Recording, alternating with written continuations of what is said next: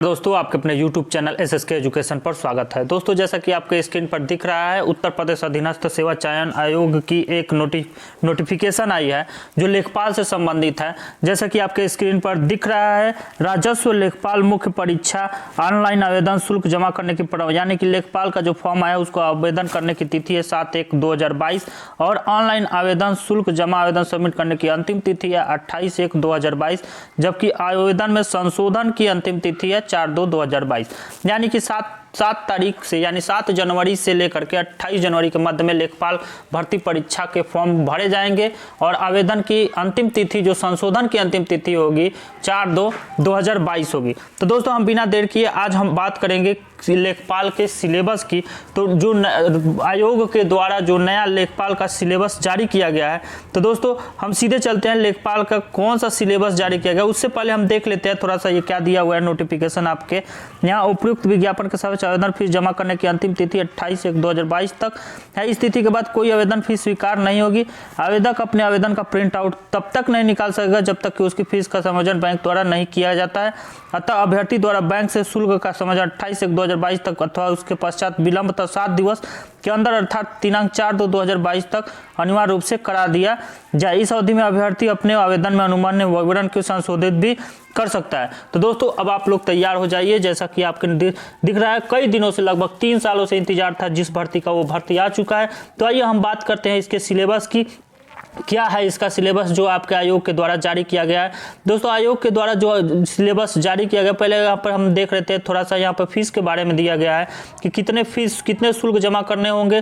तो दोस्तों ऑनलाइन प्रक्रिया की फीस शुल्क होगी 25 रुपये, जो अनारक्षित वर्ग, सामान्य वर्ग, पिछड़ा वर्ग, अनुसूचित जाति, अनुसूचित जनजाति और विकलांग जन हेतु 25 रुपये का वो आपका शुल्क जारी किया गया है।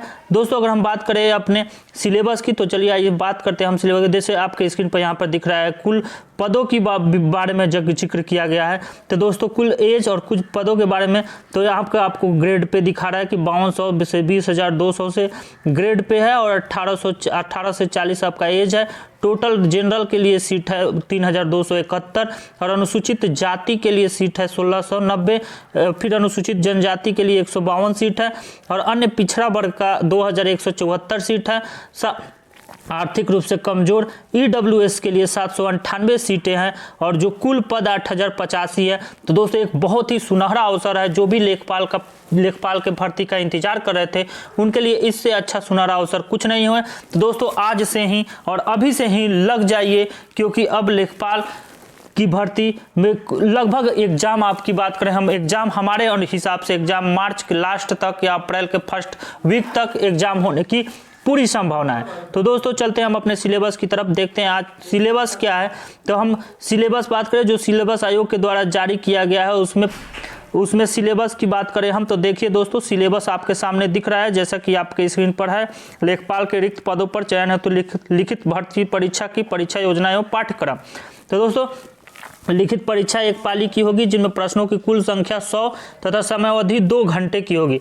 परीक्षा के प्रश्न वस्तुनिष्ठ और बहुविकल्पीय प्रकार के होंगे। प्रत्येक प्रश्न 1 अंक का होगा, यानी कि बहुविकल्पीय वस्तुनिष्ठ प्रकार के प्रश्न होंगे। 100 प्रश्न होंगे और समयावधि कितने घंटे की होगी, 2 घंटे की परीक्षा होगी और एक पाली में होगी दोस्तों परीक्षा। तो दोस्तों अगर हम बात करें फिर सामान्य हिंदी से 25 प्रश्न पूछे जाएंगे, गणित से 25 प्रश्न पूछे जाएंगे, सामान्य ज्ञान से 25 प्रश्न पूछे जाएंगे और ग्रामीण समाज एवं विकास से 25 प्रश्न पूछे जाएंगे, जो टोटल 100 प्रश्न हो जाते हैं और 100 प्रश्न 2 घंटा यानी 120 मिनट का होगा। अब हम बात करेंगे सामान्य हिंदी में कौन कौन से टॉपिक से प्रश्न बनेंगे दोस्तों। तो यहाँ पर अगर बात करें हैं तो ये कि क्या इसमें निगेटिव मार्किंग है, तो निगेटिव मार्किंग की अगर हम बात करें तो उपयुक्त परीक्षा है तो निगेटिव मार्किंग ऋणात्मक अंक दिए जाने हैं, जो प्रश्न के पूर्णांक का 1/4 अंक होगा। तो दोस्तों आप ध्यान रखेंगे इसमें निगेटिव मार्किंग है और 1/4 अंक होगा, जो निगेटिव होगा 1/4 होगा। और जैसे निगेटिव मार्किंग ऋणात्मक अंक दिए जाएंगे जो प्रश्न के पूर्णांक का 1/4 अंक होगा। हम बात करें पाठ्यक्रम की, तो पाठ्यक्रम के हिसाब से हम बात करें सामान्य हिंदी में, तो सामान्य हिंदी में सबसे महत्वपूर्ण टॉपिक बन के निकल जाता है आपका समास। समास के बाद पर्यायवाची, पर्यायवाची के बाद विलोम, विलोम के बाद तत्सम, तद्भव, संधियां, वाक्यांशों के लिए एक शब्द निर्माण, लोकोक्तियां एवं मुहावरे, वाक्य संशोधन, लिंग, वचन कारक, कालवर्तनिक त्रुटि से संबंधित अनेकार्थी शब्द, अपठित गद्यांश पर आधारित प्रश्न इत्यादि हिंदी के जो महत्वपूर्ण टॉपिक है जहां से आपके प्रश्न बनने वाले हैं। तो दोस्तों अगर हम बात करें फिर से अपने अब गणित की चर्चा करें, अगर हम गणित की बात करें तो गणित में कौन कौन से प्रश्न पूछे जाएंगे, कौन कौन से टॉपिक से प्रश्न बनेंगे गणित के, तो अंक गणित एवं सांख्यिकी से प्रश्न दोस्तों बनने हैं इसमें। तो अंक गणित एवं सांख्यिकी की बात करें तो संख्या पद्धति, प्रतिशत, लाभ हानि, सांख्यिकी, आंकड़े का वर्गीकरण, बारंबारता बंटन, सारणीयन, संचयी बारंबारता, आंकड़ों का निरूपण, दंड चार्ट, पाई चार्ट, आयतचित्र, बारंबारता, बहुभुज, केंद्रीय माप, समांतर माध्य, माध्यिका एवं बहुलक से प्रश्न बनने हैं। बीज गणित की बात करें तो लघुत्तम समापवर्त एवं महत्तम समापवर्त से प्रश्न बनने वाले हैं। फिर इनमें युगपत समीकरण से प्रश्न बनने वाले हैं, द्विघात समीकरण से भी प्रश्न बनेंगे, गुणनखंड, क्षेत्रफल प्रमेय इत्यादि से भी प्रश्न बनेंगे जो मैथ के महत्वपूर्ण टॉपिक माने जाते हैं।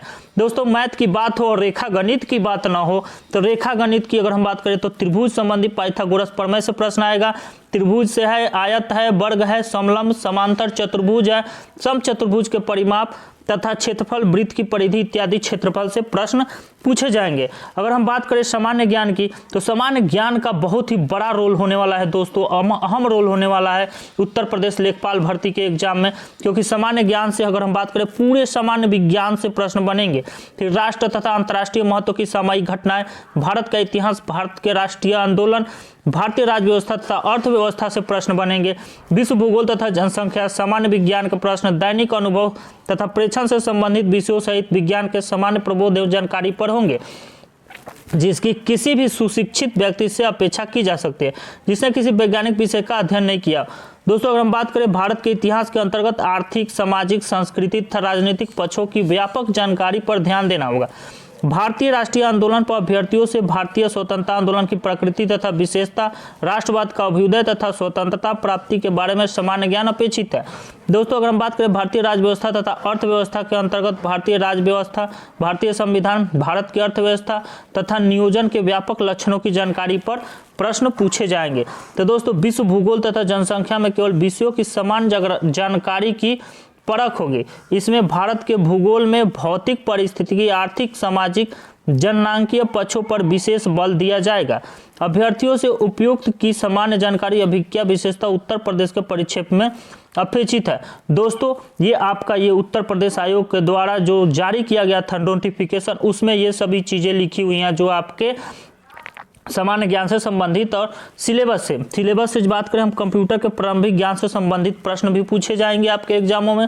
अगर हम बात करें ग्रामीण समाज विकास की तो ग्रामीण समाज विकास में ग्राम विकास भारतीय संदर्भ में एक टॉपिक हो जाता है। ग्राम विकास कार्यक्रम हो गया, ग्राम विकास योजनाएं प्रबंधन, ग्राम विकास शोध प्रणालियां, ग्रामीण स्वास्थ्य योजनाएं, ग्रामीण सामाजिक विकास, ग्राम विकास और भूमि सुधार, त्रिस्तरीय पंचायती राज व्यवस्था, केंद्र और राज्य सरकार की ग्राम विकास से संबंधित योजनाएं से प्रश्न पूछे जाएंगे। तो दोस्तों उम्मीद करते हैं आप सिलेबस को बहुत अच्छे से समझ लिए हैं। दोस्तों अगर हम बात करें इसमें अगर लेखपाल के और भर्ती के नोटिफिकेशन में तो सिलेबस के अलावा अगर हम बात करें तो इसमें कोई खास है नहीं। अगर बात करें सिलेबस की तो सिलेबस बहुत ही अच्छा और सुसज्जित सिलेबस है जो आपके एग्जाम के दृष्टिकोण से बहुत ही महत्वपूर्ण होने वाला है। दोस्तों आप इस एग्जाम में सामान्य हिंदी पर और गणित पर अच्छे से फोकस करें, आपका नंबर अच्छा आ सकता है और आप इसमें सफल हो सकते हैं। दोस्तों लेखपाल जो हम लोग बहुत दिनों से इंतजार कर रहे थे, लगभग 3 साल से रोज हम पढ़ते आते हैं न्यूज में कि लेखपाल की ये भर्ती आ गई, वो भर्ती आ गई और उसका मौका हमें मिल चुका है। तो इस मौके को जाने न दीजिएगा दोस्तों पूरी तरीके से सिलेबस को पकड़ बनाए रखिए और सिलेबस को पकड़ बना करके तैयारी करें। सफलता आपके हाथ जरूर लगेगी। आपकी सफलता में हमारी मनोकामना संपूर्ण रहेगी। तब तक के लिए धन्यवाद।